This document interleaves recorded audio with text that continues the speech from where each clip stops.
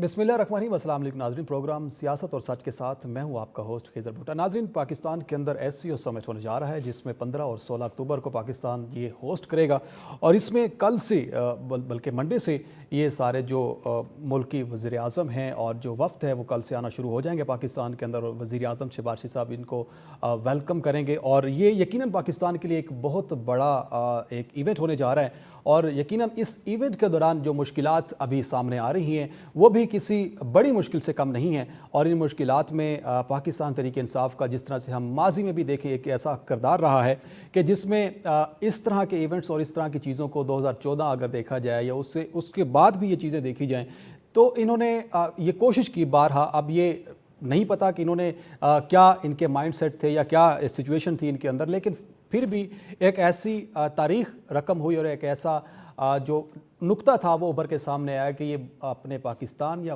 वतन मुखालिफ जो है वो चीज़ें पाकिस्तान तहरीक इंसाफ की तरफ से होती नज़र आती हैं।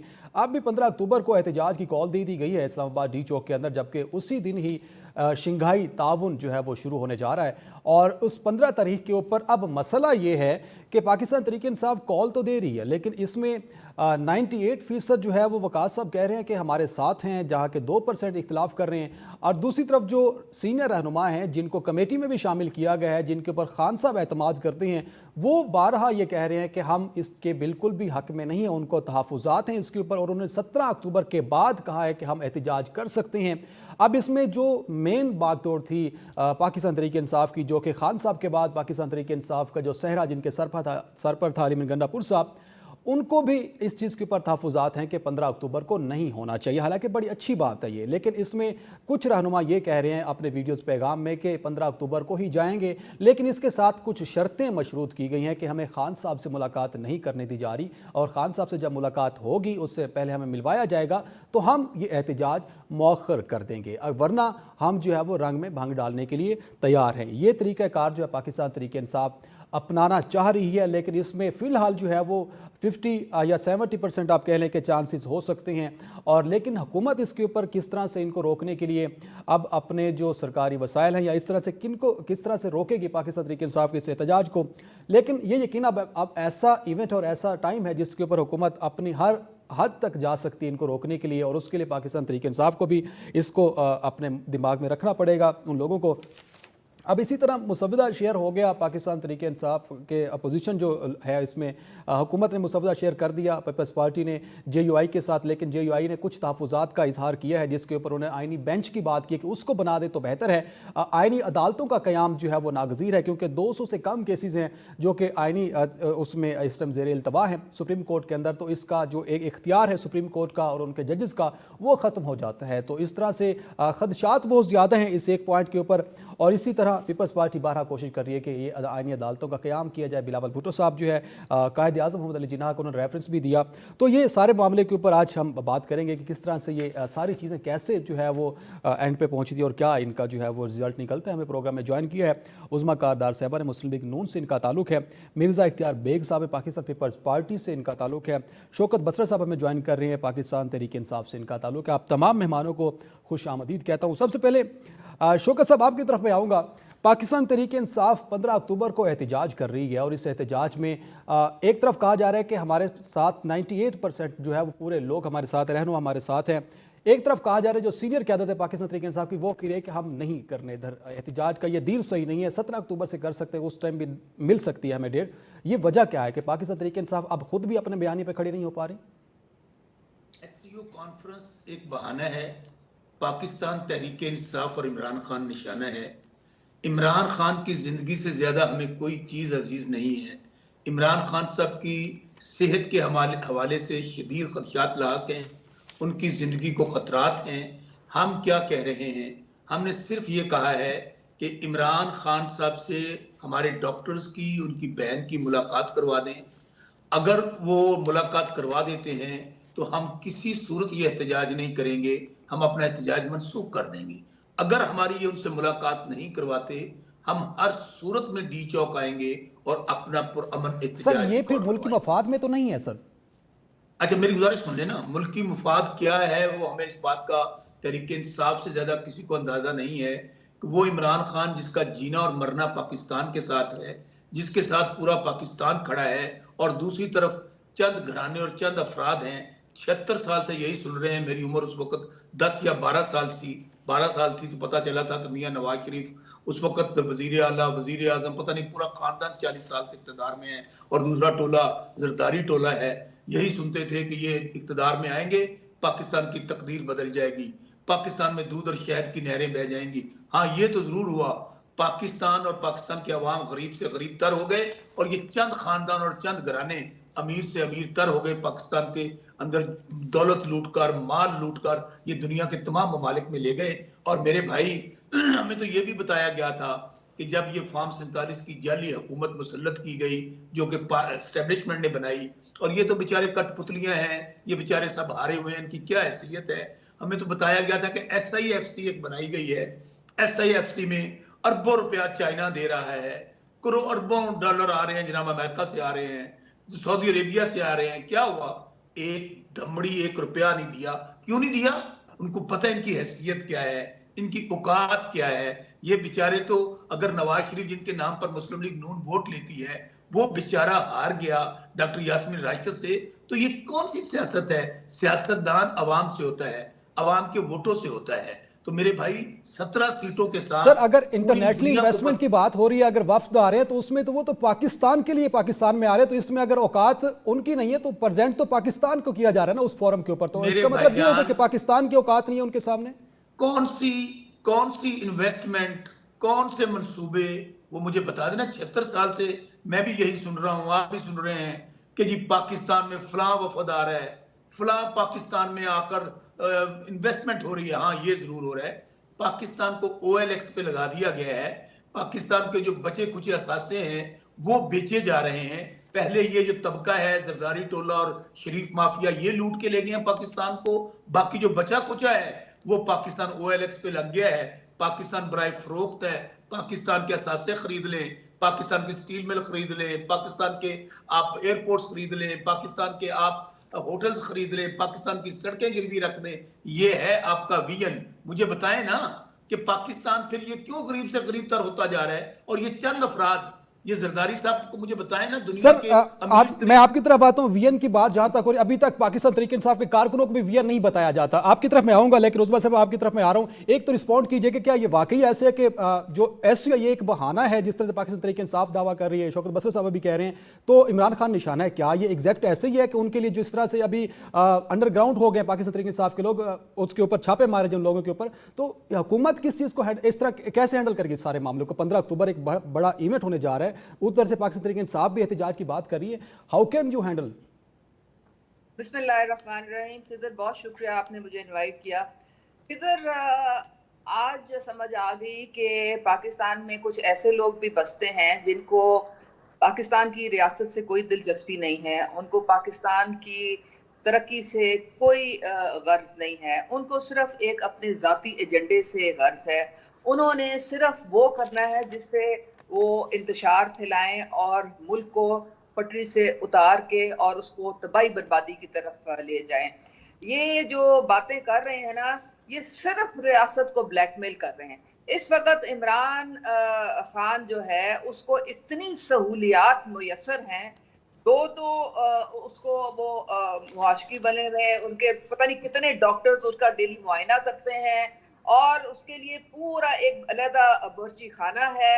और हर तरीके से मैं कहती हूँ कि ये जो बाकी कैदी हैं उन बेचारों को कोई क्यों नहीं पूछता। एक वाहिद इमरान खान है जिसको सारी सहूलियात है, हर चीज है, लेकिन इन्होंने ब्लैकमेल करना है। इन्होंने ये जो तमाशा लगाया हुआ है वो इसीलिए है कि जनाब हमारी रसाई दें इमरान खान तक, ताकि वो हमें फिर ये कह दें कि भाई निकल पड़ो और असले से लेस निकल पड़ो, और गड्डापुर को कहे कि तुम्हारी ऐसी की तैसी फेरूंगा अगर तुमने डी चौक तुमने ना पहुंचा के वहां पे तो बदनज़मी ना फैलाई।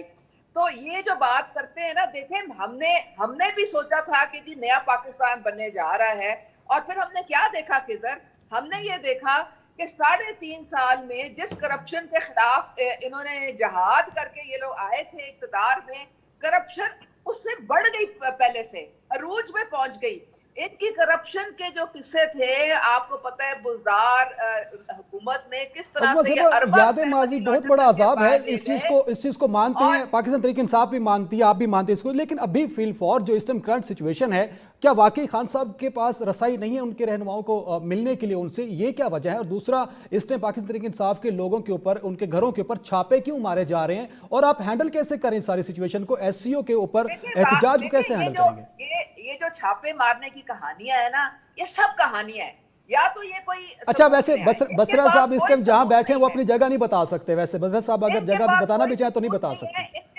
इनके पास सिर्फ झूठ है, इनके पास सिर्फ प्रोपेगेंडा है।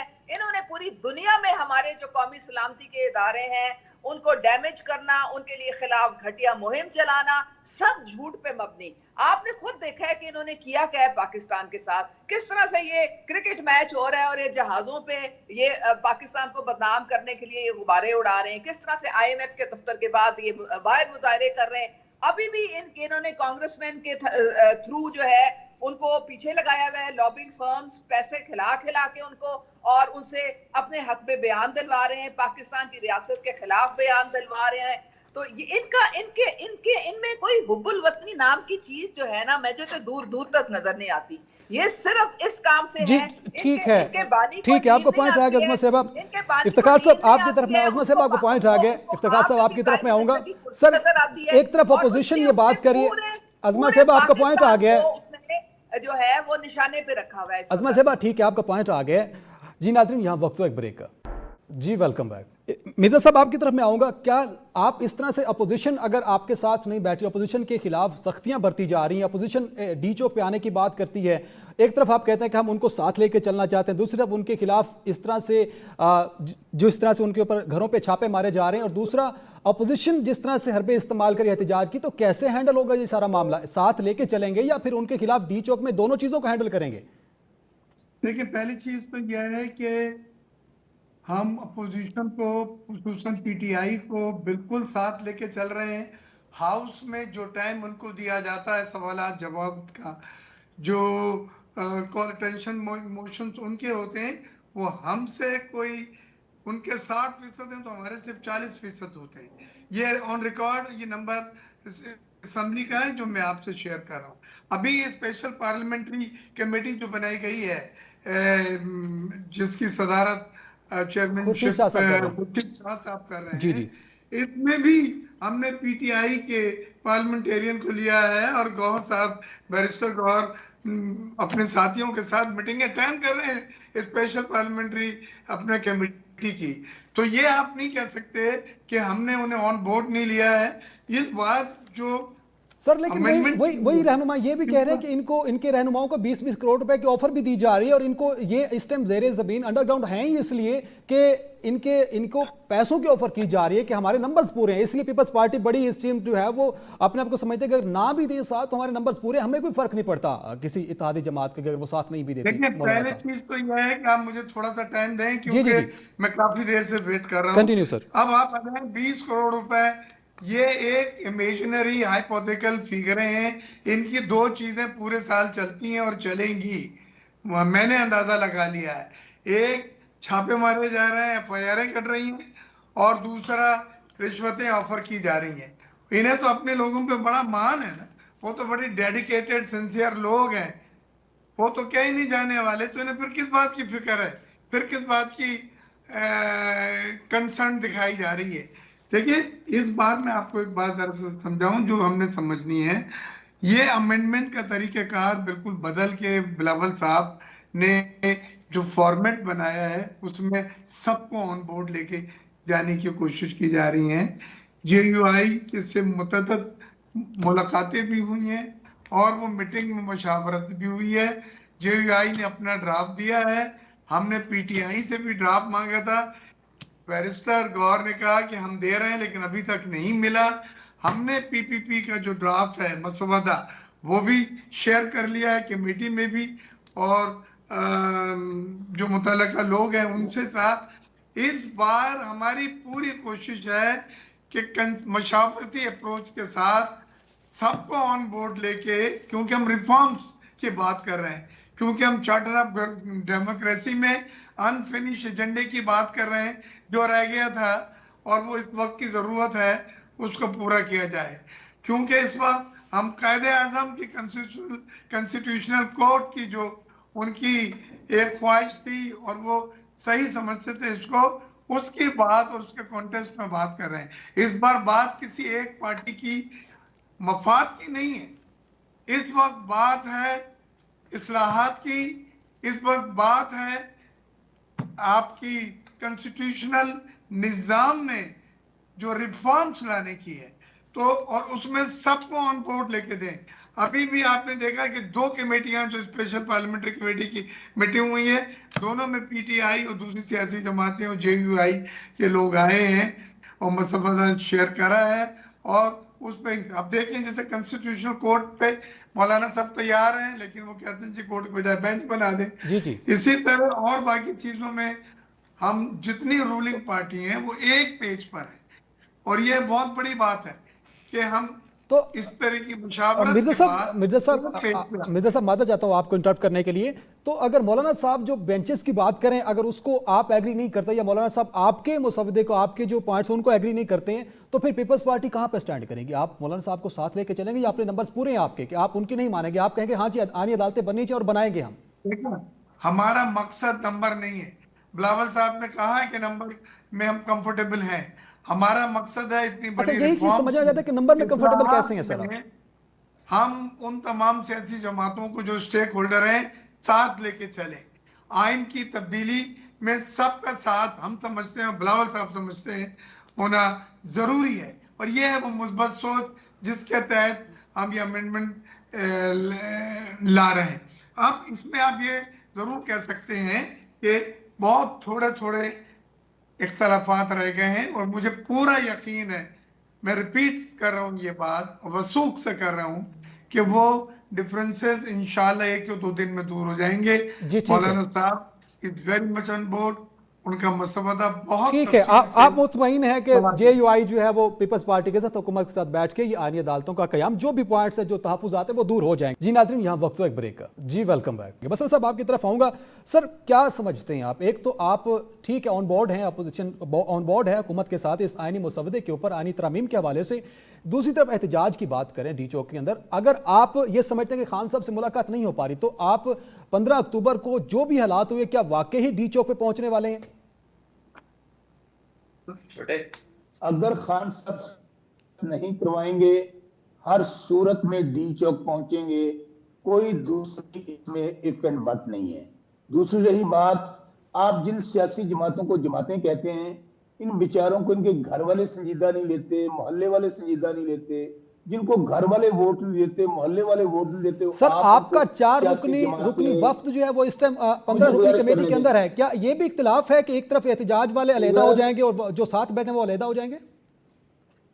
इट्स वेरी सैड, आपने मुझे क्वेश्चन किया, साथ मुझे आपने इंटरप्ट कर दिया। या तो आप अपना क्वेश्चन मुकम्मल करें। जी आप कंप्लीट करें सर, कंप्लीट करें। नहीं, ऐसे नहीं, you will not interrupt me when I will responding. Sir मैं आपको लिंक कर रहा हूं, आप कंप्लीट करें। उन्होंने इतनी लंबी बात की है, आपने उनको, मैं स्काइप पे बैठा हूं, स्काइप पे आवाज क्लियर नहीं होती, इसलिए प्लीज इंटरप्ट। जी सर कंटिन्यू करें, सर कंटिन्यू करें। गुजारिश ये है, मैं फिर कह रहा हूं, ये जमातें यकीन माने अवाम इनको अब सियासी मसलों की तरह लेते हैं, सियासी यतीमों की तरह लेते हैं, जिनके कायदीन सिर्फ लूट मार और करप्शन है। 70 साल यही सुन रहे हैं कि जनाब जरदारी साहब ने ये कर दिया सिंध के अंदर, वो जी नवाज शरीफ ने ये कर दिया। हाँ ये तो जरूर हुआ है, मैं फिर कह रहा हूँ, खुद ये अरबपति हो गए हैं, अरबपति हो गए हैं, दुनिया के हर मुल्क में इनकी जायदादें हैं, और कौम गरीब से गरीब तर हो गई है। और ये इनके जो नुमाइंदे और खलीफे यहाँ पर आते हैं, उन बेचारों को तो ये भी नहीं पता कि वो जो तरमीम आ रही है, जब उनके लीडरों को नहीं पता, इनको क्या पता होना है। इसलिए डोंट टेक देम सीरियस। हम तो इनको इस तरह एंजॉय करते हैं टॉक शोज के अंदर, जिस तरह आदमी को स्टेज शो देख रहा होता है, जिस तरह आदमी देखता है कि यार जरा चंद मिनट अच्छे गुजर जाते हैं इनकी गुफ्तगू सुनने की। उसकी वजह अवाम के अंदर, जब लीडर, मैं बार बार कह रहा हूं, अवाम के वोटों से होता है, अवाम की हमायत से होता है। जब ये बेचारे सारे वो रंगीले शाह जिसकी हुकूमत है, वो जो शहबाज शरीफ डिग्गी वाली सरकार है, वो बेचारा हार गया, बाबूजी नवाज शरीफ हार गया, चीफ मिनिस्टर जो बनी फिर है पंजाब में वो हार गई, इनके पल्ले है क्या? सो मेरे भाई, जो आपने कहा कि आपको ऑन बोर्ड लिया हुआ है, ऑन बोर्ड ये लिया हुआ है कि आज पूरे पाकिस्तान को जेल गाह में कन्वर्ट कर दिया है। हमारे हजारों कारकुनान जेलों के अंदर हैं, FIRs हो रही हैं, हमारे MNs के घर गिराए जा रहे हैं, उनके घरों पर रेड हो रहे हैं, माओ बहनों बेटियों को जेलों में रखा हुआ है। खान साहब का पूरा खानदान, उनकी बेगम, उनकी बहनें सब जेल के अंदर हैं। 2 साल हो गए हैं इमरान खान को और तहरीक इंसाफ को निशाना बना रहे हैं, पार्टी को तोड़ रहे हैं, निशान छीन लिया। लेकिन फिर मैं कहता हूं अल्लाह हक है, ये बेचारे में बार बार कहूं इनकी हैसियत नहीं रह गई। जेल में होने के बावजूद, हर तरह का जुल्म जबर सहने के बावजूद अवाम ने इनको बता दिया अब आप लोगों की औकात एक काउंसिलर बनने की नहीं है। पार्टी आज भी 2/3 मेजोरिटी दी 8 तारीख को हमें, इन्होंने फॉर्म 47 के जरिए को तब्दील कर दिया। आज भी पार्लियामेंट में सबसे बड़ी पार्टी कौन है? तहरीक इंसाफ। इसलिए मेरे भाई, हम समझते हैं कि पाकिस्तान को इस वक्त इस टोले से नुकसान है। ये पाकिस्तान पर खुद कुछ हमला आवर बन चुके हैं, पाकिस्तान के आइन पर, पाकिस्तान की अदालतों पर, पाकिस्तान की अदलिया पर ये एक ड्रोन हमला कर रहे हैं। उसकी वजह सिर्फ एक कि फॉर्म 47 की जाली हुकूमत कायम रहे, ये जाली निजाम कायम रहे। और आपको ख्वाजा आसिफ का बयान निकाल लेना, ख्वाजा आसिफ क्या कहते हैं? वो कहते हैं 25 तारीख तक अगर हमने तरामीम ना की तो इलेक्शन ऑडिट हो जाएगा, इलेक्शन खुल जाएगा। और भाई ख्वाजा साहब, अगर तुमने डाका नहीं मारा, चोरी नहीं की, अगर तुम हारे नहीं तो डर किस बात का है? क्या कहते हैं बिलावल साहब? बिलावल साहब ये फरमाते हैं कि ये जो चीफ जस्टिस मंसूर अली शाह है ना, ये जजों को मैनेज नहीं कर सकता, जज इसके काबू में नहीं रहेंगे। और अभी मैं इख्तियार बेग साहब मेरे भाई हैं, मेरे दोस्त हैं, यकीन माने जो कुछ इस वक्त पीपल्स पार्टी जिसके कायद फीजल लुकारली भुट्टो ने मुतफिका आइन दिया, आज ये शहीदों के कब्रों का सौदा कर रहे हैं, उनके खून का सौदा कर रहे हैं। आज शहीद लुकारली भुट्टो और शहीद बीबी की रूहें भी कब्र में तड़प रही होंगी। ये चंद दिन के इक्तदार के लिए, लूटी हुई दौलत बचाने के लिए वो आइन उससे खिलवाड़ कर रहे हैं। अभी बता रहे थे कायदे आजम ने कहा है, कायदे आजम ने तो क्या शहीद लुकारली भुट्टो और शहीद बीबी ने कायदे आजम की बातों पर अमल नहीं किया? कायदे आजम ने तो यह भी कहा था कि आप लूटमार ना करो, करप्शन ना करो, पीटियां ना लगाओ, पैसे ना बनाओ। तो ये तो काम सारे के सारे यही टोला कर रहा है। इसलिए मेरे भाई, आज पाकिस्तान में उन चोरों की हुकूमत है जिसकी वजह से पाकिस्तान मसाइल का शिकार है। आज पाकिस्तान में जितने मसाइल हैं जी ठीक है बस साहब, आप सर टाइम बड़ा शॉर्ट है सर, जल्दी कंप्लीट कर लें। एक फिक्रा जो जितना बड़ा चोर है, जो जितना बड़ा डाकू है, कोई सदर बन गया है, कोई वजीर आजम बन गया है, कोई गवर्नर बन गया है। और पाकिस्तान में फिर कहूं मैं, जिन लोगों को जेलों में होना चाहिए था, उन्होंने फॉर्म 47 के जरिए, उनके सहूलतकारों के जरिए पाकिस्तान पर कब्जा कर लिया है। और करप्शन की जब ये बात करते हैं, साडा ते हासा ही निकल जाता है कि शरीफ खानदान और करप्शन दुनिया के जी ठीक है बसर साहब, आपका पॉइंट आ गया सर, टाइम की बड़ी किल्लत है सर। अजमा साहबा, एक तो रिस्पॉन्ड कर दें, दूसरा 15 अक्टूबर को रुकने वाले नहीं है तो खान साहब से मुलाकात करने दें। खिजर एक मस्खरा जो कि काउंसलर का इलेक्शन कभी नहीं जीता, वो इतने बुलंदो बाम दावे कर रहा है। इनकी तो फ्रस्ट्रेशन जो है इन बेचारों की, उसका कोई इलाज नहीं। जितना मर्जी पर नॉल दे दो, इनकी जो जलन है ना, वो दूर दूर तक लोगों को दिखाई दे रही है। 1 करोड़ वोट लेने वाली ये पार्टी, और फरमा रहे हैं कि जी पूरा पाकिस्तान इनके साथ है। भाई, अरे भाई, आप लोगों को, दिल जलों को मैं दोबारा बता दूं कि हुकूमत सेंटर में भी हमारी है, पंजाब में भी हमारी है। आप जो मर्जी कर लें, आज जब कोई हल्का खुलता है तो रिकाउंटिंग में वो भी हमारी तरफ आ जाता है। अभी सुप्रीम कोर्ट ने 3 MNA की सीटें हमें दी और 2 MPA की सीटें हमें दी, तो रोना पिटना बंद कर दें। कौम के जो कान है ना, पक गए आपकी रटी रटाई बातें सुन के। आप अपने ना रियलिटी चेक रखें अपने ऊपर। आपके पास जो सीटें हैं उन पे आप अल्लाह का शुक्र अदा करें और कौम के मसाइल के हल की तरफ जाएं और पाकिस्तान की रियासत पे हमले करने बंद कर दें। कुछ ऐसी बातें होती हैं जो अपनी सियासत को पीछे रख के तो तो रियासत को आपको तरजीह देनी अज़मा होती है। साहिबा, ये हल जो क्या 12 है अब इस 12 मुल्कों इस के सारी सिचुएशन 12 का हल मुल्कों क्या के है? 12 रोकेंगे आदमी कैसे इनको? कोई हल ऐसा निकालें कि जहां पे आप फोर्सेस इस्तेमाल करेंगे वहीं पे मुलाकात करने दें। उन्होंने एक आईनी मुजवजा भी शेयर करना होगा अपने बानी से, कुछ आईनी तरीकेकार से जो उन्होंने मुसवदा तैयार करना है। मुलाकातों में कुछ ऐसा हट तो नहीं है, पहले भी होती रही है।